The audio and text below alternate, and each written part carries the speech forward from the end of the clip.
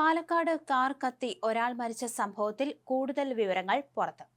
മരിച്ചത് കാർ ഉടമയെന്നാണ് നിഗമനം.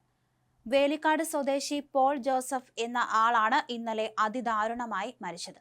വിവരമറിഞ്ഞ് പോലീസ് സ്ഥലത്ത് എത്തിയപ്പോഴേക്കും കാർ പൂർണ്ണമായും കത്തിച്ചാമ്പലായ നിലയിലായിരുന്നു. ഡ്രൈവിംഗ് സീറ്റിലായിരുന്നു മൃതദേഹം കണ്ടെത്തിയത്.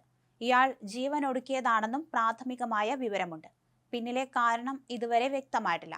പാലക്കാട് ധോണിയിലാണ് പൂർണ്ണമായി കത്തി നശിച്ച കാറിനെ കണ്ടെത്തിയത്. ധോണി മുണ്ടൂർ റോഡിലെ അരിമണി എസ്റ്റേറ്റ് പരിസരത്താണ് ഈ സംഭവം ഉണ്ടായത്. കാർ നിന്ന് കത്തുന്നത് കണ്ട ഒരു വഴിയാത്രക്കാരൻ ഉടനെ പോലീസിനെ വിവരമറിയിക്കുകയായിരുന്നു.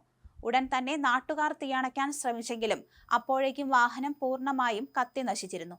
തുടർന്ന് പോലീസ് നടത്തിയ പരിശോധനയിലാണ് കാറിനുള്ളിൽ കത്തിക്കരിഞ്ഞ നിലയിൽ ഒരു മൃതദേഹം കണ്ടെത്തിയത്.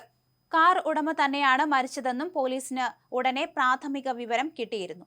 സംഭവ സ്ഥലത്ത് ഫോറൻസിക് വിദഗ്ധർ പരിശോധന നടത്തുകയും ചെയ്തു. സംഭവത്തിൽ വിശദമായ അന്വേഷണം പോലീസ് ആരംഭിച്ചിട്ടുണ്ട്. അതേസമയം കൂടുതൽ വിവരങ്ങൾ ലഭ്യമായിട്ടില്ല.